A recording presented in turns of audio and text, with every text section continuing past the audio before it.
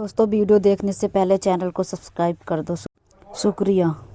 आज की कहानी में गोइंका हाउस की पूरी किस्मत पूरी तरह बदल चुकी है। जो घर कभी दादी के हुक्म से चलता था, आज उसी घर पर राजेश्वरी का हाथ हो गया है। राजेश्वरी ऐलान कर देती है कि अब ये गोइंका हाउस नहीं, ये राजेश्वरी हाउस है। अब इसी घर में वो ही होगा जो मैं चाहूंगी। उसकी बात सुनकर घर के सभी लोग हैरान हो जाते हैं, क्योंकि किसी ने भी नहीं सोचा था घर के हालात इतनी जल्दी बदल जाएंगे। दादी भी चुप सब कुछ खड़ी होकर सुन रही हैं, लेकिन उनकी इस बार कोई नहीं सुनता। राजेश्वरी घर के चारों ओर तरफ निगाह दौड़ाती है और गुस्से में कहती है कि घर के जब इतने लोग मौजूद हैं तो नौकरों की क्या जरूरत है।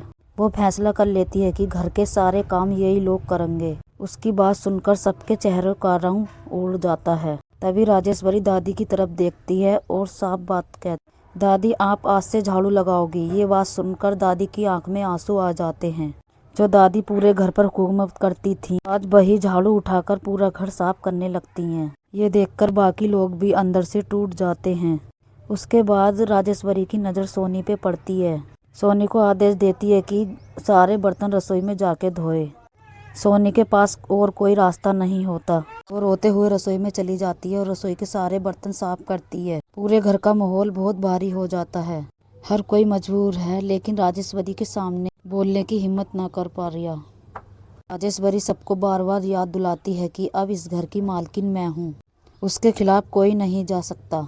इतने में नहार और रूही घर आते हैं। ऐसे ही उनकी नज़र दादी और सोनी पे पड़ती है। वो दोनों हैरान रह जाते हैं। नहार राजेश्वरी से पूछता है कि गुस्से में आप ये सब काम इनसे क्यों करा रही हैं।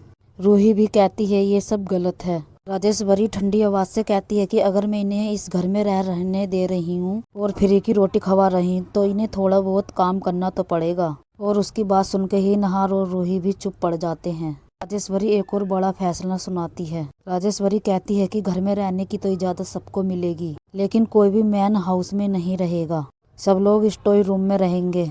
ये सब सुन के उनके परिवार को बहुत बड़ा धक्का लगता है, लेकिन मजबूरी में उनको ये सब करना पड़ता है जो राजेश्वरी चाहती है। अब हालात ऐसे हो चुके हैं कि पूरा परिवार उनका स्टोर रूम में रहता है और घर के सारे काम करने पड़ते हैं, जबकि राजेश्वरी आराम से बैठकर सबके पे हुक्म कर रही है। देखना ये होगा दोस्तों, नहार और रूही घर को बचा पाएंगे